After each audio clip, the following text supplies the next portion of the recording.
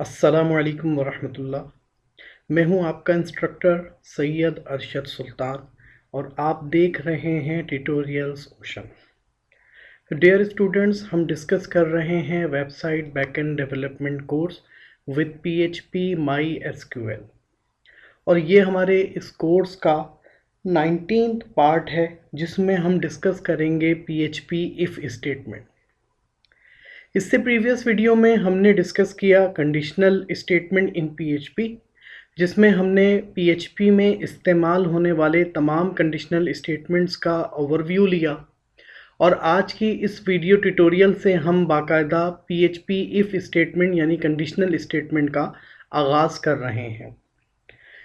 Tutorial का बाकायदा आगाज़ करने से पहले आप तमाम स्टूडेंट्स से रिक्वेस्ट है काइंडली मेरे चैनल ट्यूटोरियल ओशन को सब्सक्राइब कीजिए और साथ में मौजूद बेल आइकन के बटन को ज़रूर प्रेस कर दीजिए ताकि इस कोर्स से रिलेटेड हर आने वाली नई ट्यूटोरियल वीडियो का नोटिफिकेशन आपको इन टाइम मिलता रहे।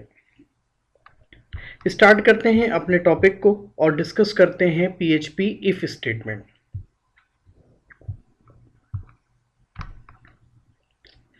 स्टूडेंट्स, हमने डिस्कस किया था कि कंडीशनल स्टेटमेंट से मुराद ऐसा कोड या कोई ऐसा टास्क है जो किसी मखसूस कंडीशन के ट्रू होने पर एग्जीक्यूट हो, इसको कंडीशनल स्टेटमेंट कहा जाता है। यानी आप डिफरेंट टास्क परफॉर्म करना चाहते हैं अपने प्रोग्राम में और आप चाहते हैं वो डिफरेंट टास्क डिफरेंट कंडीशंस के ऊपर अप्लाई हो, एग्जीक्यूट हो, तो ऐसी सूरत में हम इस्तेमाल करते हैं कंडीशनल स्टेटमेंट। कंडीशनल स्टेटमेंट की जब हम बात करते हैं तो सबसे पहला जो स्टेटमेंट हम यूज़ करते हैं वो है if statement. If statement execute some code if one condition is true. यानी इफ़ स्टेटमेंट कब काम करेगा? स्टेटमेंट जब काम करेगा इफ़ स्टेटमेंट के जब एक कंडीशन ट्रू होगी तो वो कोड एग्जीक्यूट होगा, अदरवाइज वो कोड एग्जीक्यूट या कोई और भी चीज़ उससे रिलेटेड एग्जीक्यूट नहीं होगी। अब इसको हम बाकायदा प्रैक्टिकल के अंदर भी समझेंगे, लेकिन प्रैक्टिकल पे समझने से पहले हम इसका सेंटेक्स को समझ लेते हैं। इसका लिखने का तरीकाकार ये है कि आप लिखेंगे इक्वल इफ़ ब्रैकेट यानी पैरेंथेसिस के अंदर आप लिखेंगे अपनी वो कंडीशन जो इस ब्लॉक के अंदर चेक होनी है, यानी वो कंडीशन जिसको आप देखना चाहते हैं कि वो ट्रू है या फॉल्स है। आप वो कंडीशन यहाँ पे डिफाइन करेंगे और पैरेंथेसिस के अंदर code to be executed if condition is true, यानी आप इस मुकाम पर इन पैरेंथेसिस के दरमियान वो कोड लिखेंगे जो कोड इस कंडीशन के ट्रू होने पर चलना चाहिए, एग्जीक्यूट होना चाहिए। तो ये इसका सिंपल सिंटैक्स है। इसके इफ स्टेटमेंट के दो मेथड हैं। पहला मेथड हम बाकायदा प्रैक्टिकल डिस्कस करते हैं, जब ये कम समय इंशाल्लाह क्लियर हो जाता है तो उसके बाद हम इसका सेकंड मेथड भी डिस्कस करेंगे। बिला ताखिर अपने ब्रैकेट की तरफ चलते हैं जहां पर हमने इफ स्टेटमेंट की एक फाइल तैयार की हुई है, ऑलरेडी क्रिएटेड है। मेरा जैम सर्वर स्टार्ट है। आप मेक श्योर कीजिए कोड को लिखने से पहले कि आपने अपने जैम सर्वर का बाकायदा स्टार्ट यानी आगाज कर लिया है।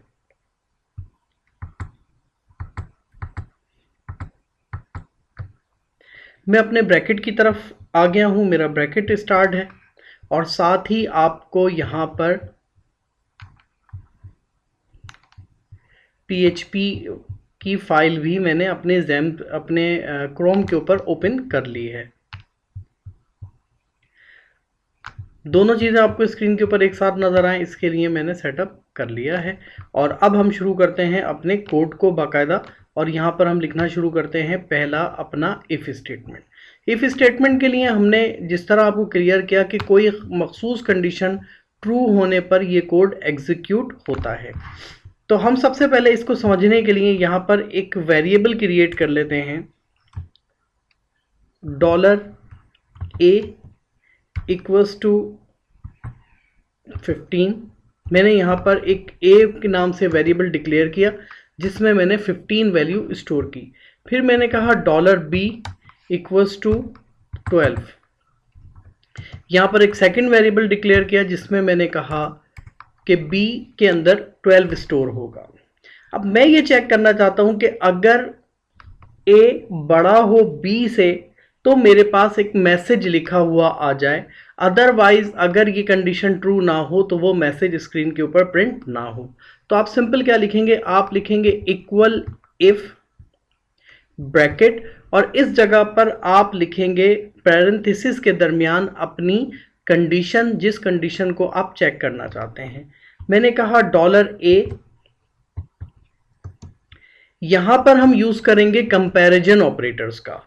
कंपैरिजन ऑपरेटर्स हमने प्रीवियस वीडियोस में डिस्कस किया कि कंपैरिजन ऑपरेटर के जरिए हम किसी दो वेरिएबल्स वैल्यूज या स्ट्रिंग के दरमियान कंपैरिजन यानी मवाजना कर सकते हैं।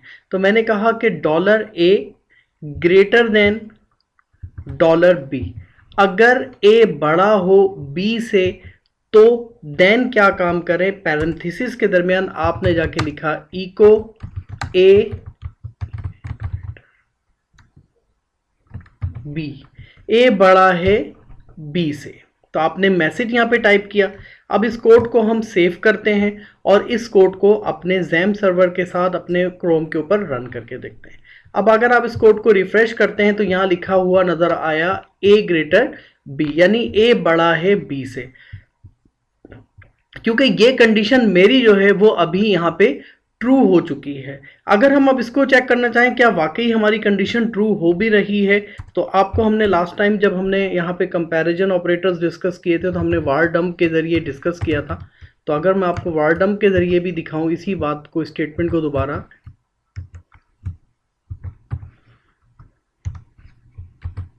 तो आप देखेंगे कि हमें यहाँ पे जो रिस्पॉन्स मिलेगा वो मिला ट्रू, यानी मेरी कंडीशन जो है वो ट्रू थी, तो लिहाजा मेरा ये स्टेटमेंट जो है वो एग्जीक्यूट हो गया। मैंने इसको कमेंट कर दिया ताकि हमारा कोड अपनी जगह पे सीक्वेंस में रह सके।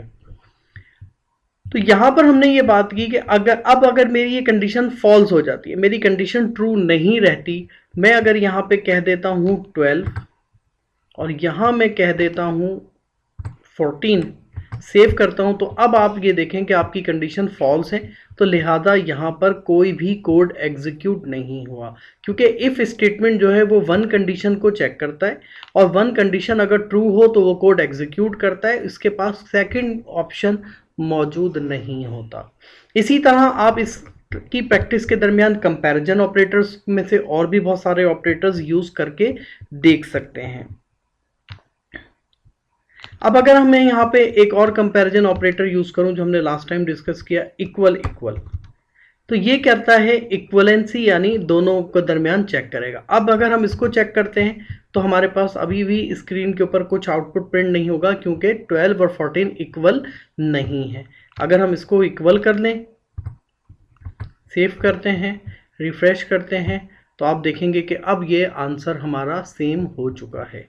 अब अगर मैं यहाँ पर इन्वर्टेड कॉमास के जरिए इसकी डेटा टाइप चेंज कर दूं और चेक करूं, तो अभी भी ये मेरे पास ट्रू आंसर आ रहा है, क्योंकि इक्वल इक्वल का काम सिर्फ वैल्यू टू वैल्यू चेक करना है, इसका काम डेटा टाइप को चेक करना नहीं है। लेकिन अगर आप इसी के साथ थर्ड इक्वल की साइन यानी आइडेंटिकल इसको बना लेते हैं, तो फिर आप देखेंगे कि ये फिर आपके पास आंसर नहीं आया। तो ये तो स्टूडेंट हमने डिस्कस किया कि आप इस तरह के और भी जो कंपैरिजन ऑपरेटर हैं आप इसकी प्रैक्टिस कर सकते हैं, अपने जहन से आइडियाज़ बना सकते हैं और उस पर आप कोई भी चीज़ एग्जीक्यूट करवा सकते हैं। अब हम यहाँ पे एक स्ट्रिंग को भी चेक कर लेते हैं कि स्ट्रिंग के ज़रिए किस तरह इसको चेक किया जा सकता है। अगर मैं इसकी यहाँ पे डेटा टाइप भी सेम करके आपको एक दफ़ा और इसका आउटपुट दिखा दूँ ताकि आपके कॉन्सेप्ट क्लियर हो जाए। अब हम यहाँ पे बात करते हैं किसी एक स्ट्रिंग की। मैंने कहा डॉलर स्टूडेंट अंडरस्कोर नेम, या कैमल केस में बना लेते हैं अंडरस्कोर नेम। यहाँ मैंने कहा Arshad,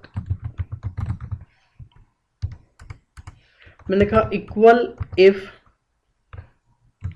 dollar student name equal equal inverted commas में आपने कहा अरशद, देन ने कहा इको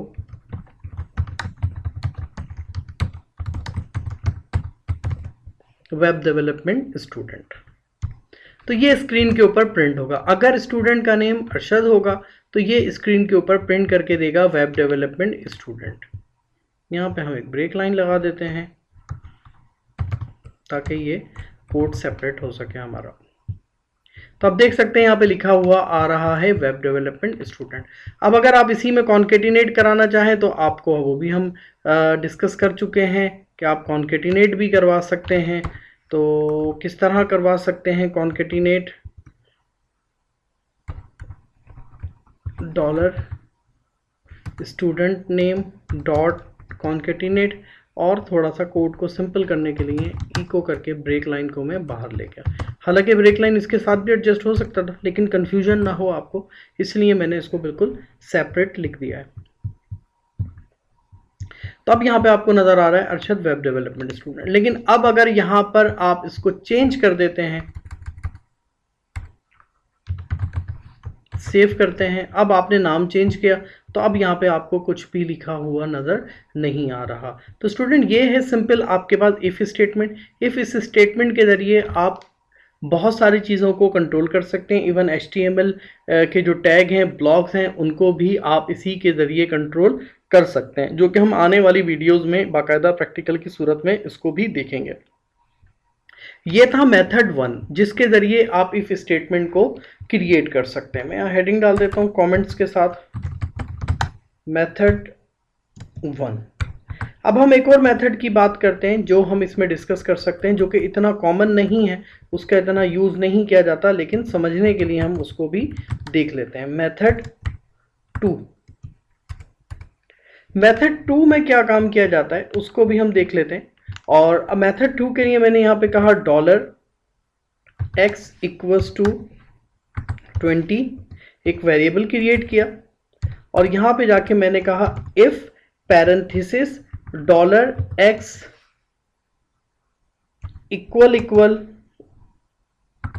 20। यहाँ पे आप यूज करेंगे ब्रैकेट की जगह, यानी पैरेंथेसिस की जगह आप यूज करेंगे कॉलन की साइन। कॉलन की साइन आपने यूज की और आपने लिखा यहाँ पे इको x = 20, और यहाँ पे पैरेंथेसिस क्लोज करने के लिए आप यूज करेंगे एंड इफ, और यहाँ पे आप यूज करेंगे सेमीकोलन की साइन। अब हम इस मेथड 2 को भी चेक कर लेते हैं। सेव कीजिए और यहाँ पे इसको रिफ्रेश करके देखें तो यहाँ पे लिखा हुआ नजर आ गया x = 20। अब अगर आप यहाँ पे इसको 21 कर देते हैं तो आप देखेंगे कि अब आपके पास इसका कोई आउटपुट, फाइल सेव,